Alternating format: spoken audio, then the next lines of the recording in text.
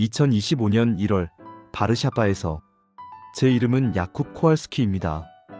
폴란드 육군 기갑부대 중령이자 지난 3년간 우리 군의 차세대 전차 도입 프로젝트를 총괄해온 책임자입니다. 오늘 여러분께 들려드릴 이야기는 단순한 무기 구매 성공담이 아닙니다. 이것은 한 유럽 군인이 극동의 작은 나라에서 목격한 믿을 수 없는 기적과도 같은 경험담입니다. 2022년 2월 24일 러시아가 우크라이나를 침공했을 때 저는 바르샤바 국방부 지하 작전실에 있었습니다. 모니터로 키이우가 불타는 것을 보면서 우리 모두는 깨달았습니다. 폴란드가 다음 타깃이 될 수 있다는 것을. 우리에게는 시간이 없었습니다.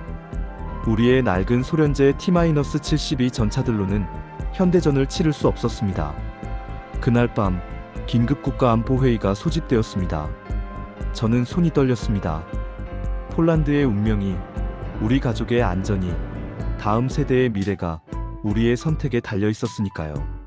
그리고 바로 그날 저는 생전 처음으로 K 블랙팬서라는 이름을 들었습니다. 솔직히 말씀드리면 처음엔 비웃었습니다. 한국? 삼성과 LG, K-POP의 나라에서 만든 전차라고요? 농담인 줄 알았습니다. 하지만 3년이 지난 지금 저는 여기 서 있습니다. 180대의 K 전차가 폴란드 평원을 달리는 모습을 매일 보면서 제가 얼마나 무지했는지, 그리고 한국이라는 나라가 얼마나 놀라운 국가인지 고백하기 위해 이 글을 씁니다. 오만했던 유럽인.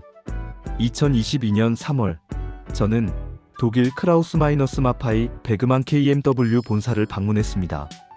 레오파르트의 전차 서방 세계의 자랑이자 전설이 아닙니까? 당연히 우리의 첫 번째 선택지였습니다. 뮌헨의 그 웅장한 본사 건물에 들어서면서 저는 이미 계약서에 사인할 준비가 되어 있었습니다.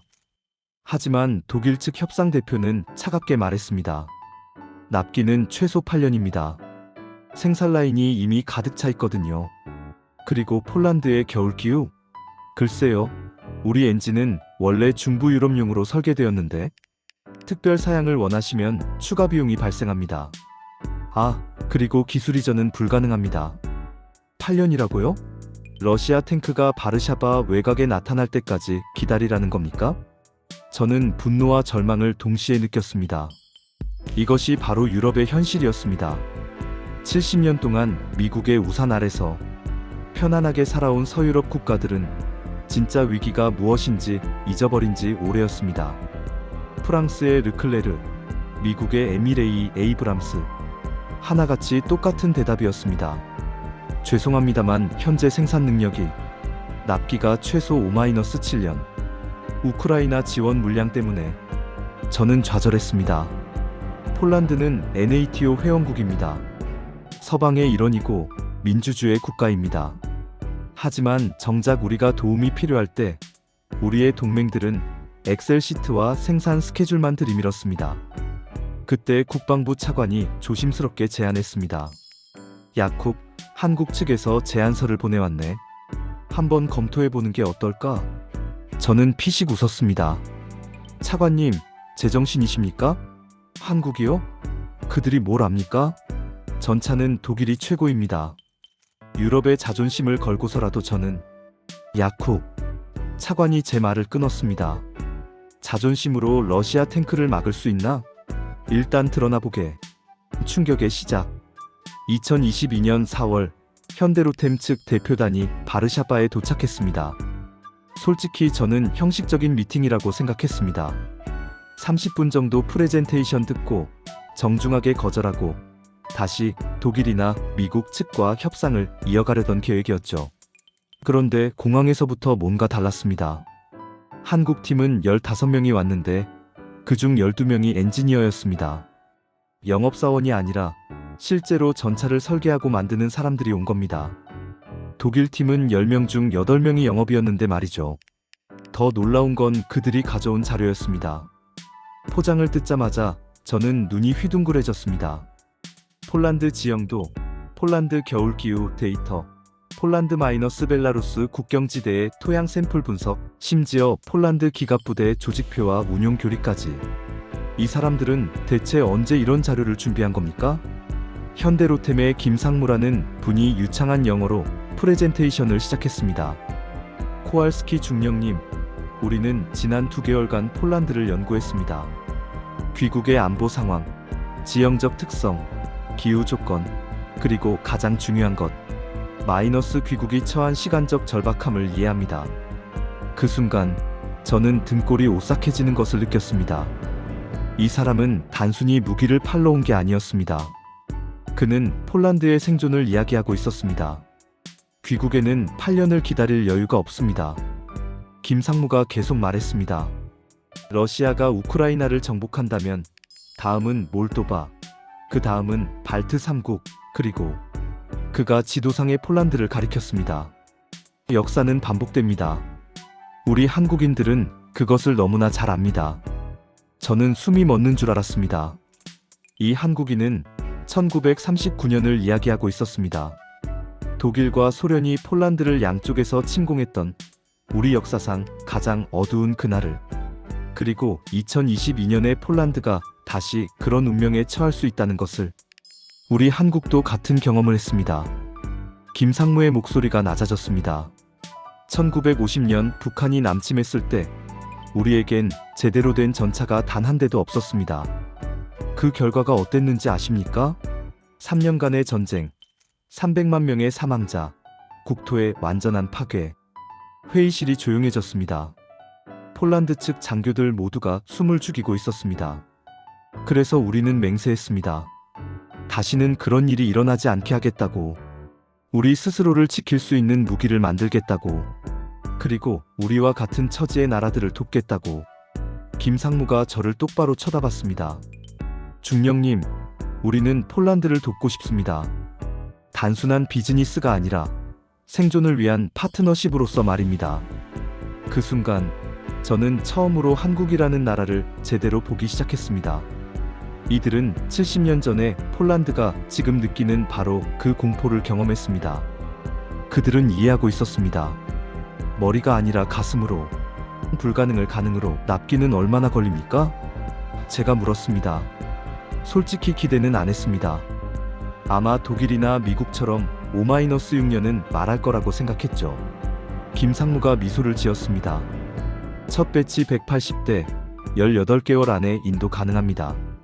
뭐라고요? 저는 제 귀를 의심했습니다. 18개월이요? 그건 불가능합니다. 한국에서는 가능합니다. 그가 자신있게 대답했습니다. 우리에게는 빨리빨리라는 문화가 있습니다. 이것은 단순히 빠르게 일한다는 뜻이 아닙니다. 불가능해 보이는 것을 가능하게 만드는 우리의 DNA입니다. 그는 태블릿을 꺼내 영상을 보여줬습니다. 현대로템 창원 공장의 타임랩스 영상이었습니다. 하나의 전차가 조립되는 과정이 빨리 감기로 재생되었습니다. 우리 공장은 24시간 3교대로 돌아갑니다. 주말도 없습니다.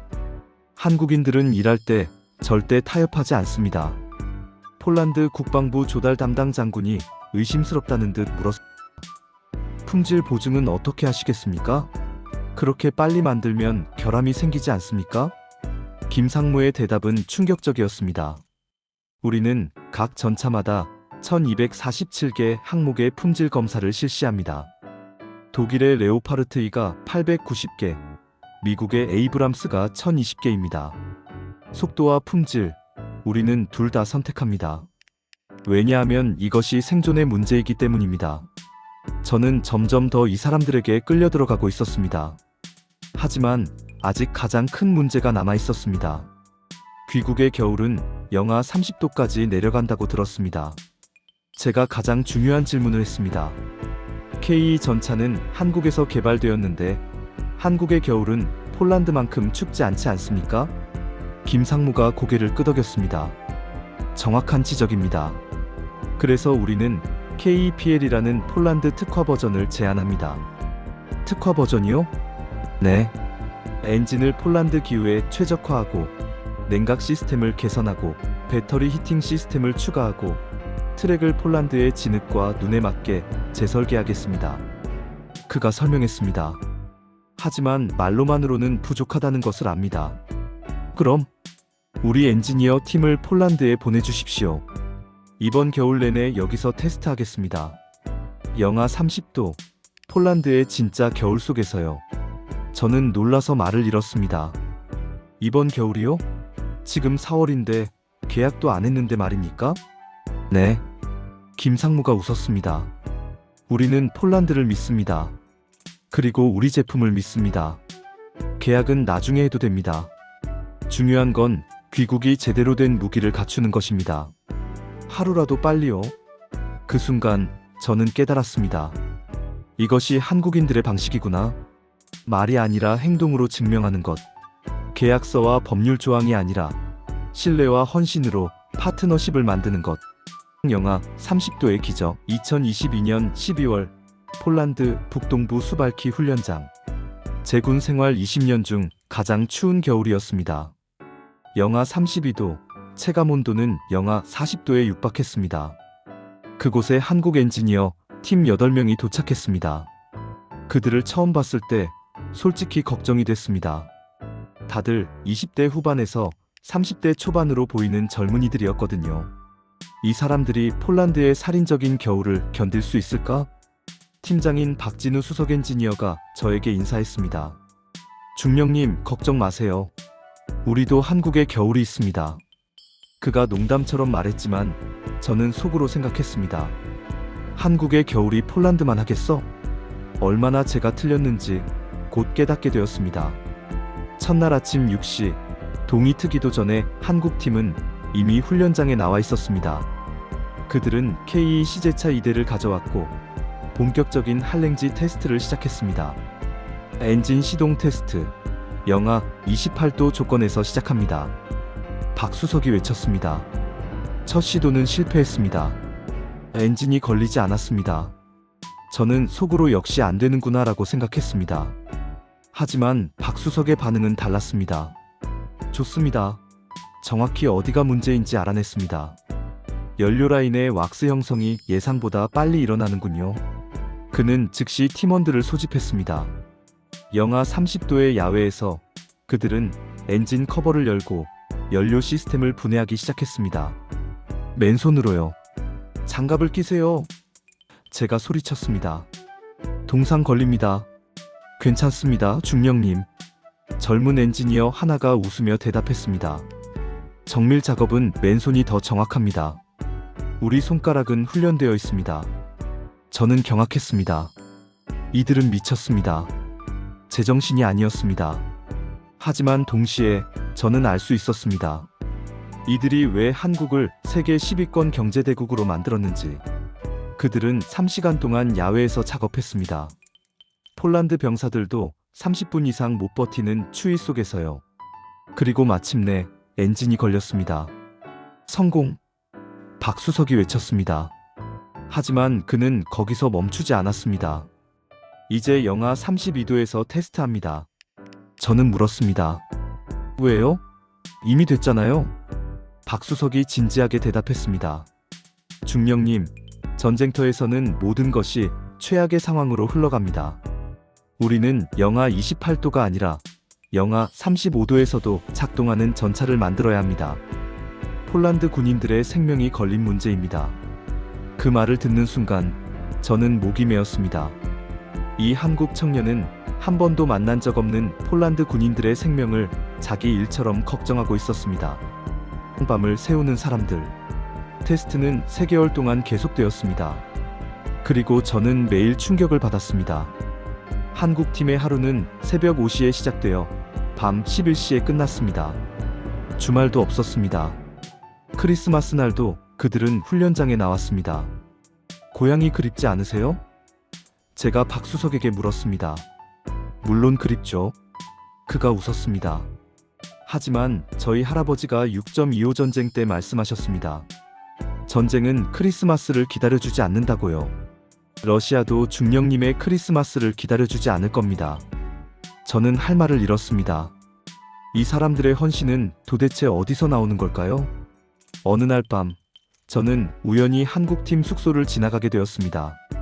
밤 11시가 넘었는데도 불이 환하게 켜져 있었습니다. 노크를 하고 들어가 보니 8명의 엔지니어들이 모두 노트북 앞에 앉아 뭔가를 열심히 하고 있었습니다. 아직도 일하세요? 제가 놀라서 물었습니다. 박수석이 미안하다는 듯 웃었습니다. 오늘 테스트 데이터를 본사에 보내고 개선안을 받고 있습니다. 한국은 지금 오후 6시거든요. 본사 엔지니어들과 실시간으로 협업하고 있습니다. 저는 그들의 화면을 봤습니다. 화상회의로 연결된 한국의 엔지니어들이 보였습니다. 그들도 회의실에서 데이터를 분석하고 있었습니다. 저기 보이는 분이 우리 전차 설계의 대부라고 불리는 최 박사님입니다. 박수석이 설명했습니다. 70세이신데 폴란드 프로젝트를 위해 은퇴를 연기하셨습니다. 화면 속의 노 박사가 폴란드어로 WICG야 FKOWNIKU 안녕하세요. 중령님라고 인사했습니다. 저는 깜짝 놀랐습니다. 폴란드어를 하십니까? 최 박사가 웃었습니다. 몇 마디는 배웠습니다. 폴란드를 위해 일하는데 인사말 정도는 알아야죠. 저는 그 순간 눈물이 날 뻔했습니다. 70세의 한국 과학자가 자기 나라에서 8000km 떨어진 폴란드를 위해 은퇴를 미루고 폴란드어까지 배우고 있다니. 왜 이렇게까지 하십니까? 제가 물었습니다. 이건 그냥 비즈니스 아닙니까? 박수석이 진지한 표정으로 대답했습니다. 중령님, 한국인들에게 일이란 단순히 돈을 버는 행위가 아닙니다. 특히 국방 분야는 더욱 그렇습니다. 우리는 1950년 한국전쟁 때 폴란드를 포함한 16개국이 우리를 도와준 것을 기억합니다. 폴란드 의료부대가 한국 어린이들을 치료해줬습니다. 이제 우리가 갚을 차례입니다. 저는 몰랐습니다. 한국전쟁 때 폴란드가 의료 지원을 했다는 것을. 그런데 한국인들은 70년이 지난 지금도 그것을 기억하고 있었습니다. 진짜 문제와 마주하다. 2023년 1월 최악의 상황이 발생했습니다. 영하 35도, 폭설이 내린 어느 새벽 K 시제차의 트랜스미션이 완전히 멈춰버렸습니다. 폴란드 측 평가단이 소집되었습니다. 장군들은 실망한 표정이었습니다. 역시 아시아제 전차는 안 되는군. 독일제를 사야 해. 하지만 한국팀의 반응은 달랐습니다. 박수석은 오히려 환호했습니다. 완벽합니다. 드디어 우리가 찾던 극한 상황을 재현했습니다. 뭐가 완벽하다는 겁니까? 폴란드 장군이 화를 냈습니다. 전차가 고장났는데? 박수석이 설명했습니다. 장군님, 이것이 바로 우리가 원하던 겁니다. 공장 테스트에서는 절대 발견할 수 없는 문제를 찾은 겁니다. 이제 고치면 됩니다. 그리고 폴란드가 받을 180대 모두 이 문제에서 자유로울 겁니다. 그는 즉시 한국 본사에 긴급 화상회의를 요청했습니다. 그날 밤 현대로템 본사에서는 30명의 엔지니어가 소집되었습니다. 한국 시간으로 새벽 2시였지만 아무도 불평하지 않았습니다. 72시간 동안 한국과 폴란드의 엔지니어들이 불면불휘로 일했습니다. 저는 그들을 말리려고 했습니다. 좀 쉬세요. 건강을 해칩니다. 하지만 한국팀의 막내 엔지니어가 대답했습니다. 중령님, 지금 우크라이나에서는 군인들이 전투 중입니다. 그들은 쉬지 못합니다. 우리도 쉴 수 없습니다. 결국 그들은 해냈습니다. 완전히 새로운 트랜스미션 냉각 시스템을 설계한 겁니다. 3일 만에요. 부품은 항공편으로 한국에서 긴급 수송되었습니다. 그리고 4일 후 개선된 K는 영하 37도에서 완벽하게 작동했습니다. 폴란드 평가단은 충격에 빠졌습니다. 독일이었다면 최소 6개월은 걸렸을 문제를 한국은 일주일 만에 해결한 겁니다. 해시태그 7장 유럽의 오만이 무너지다. 2023년 3월 공식 계약이 체결되었습니다. KPL 전차 180대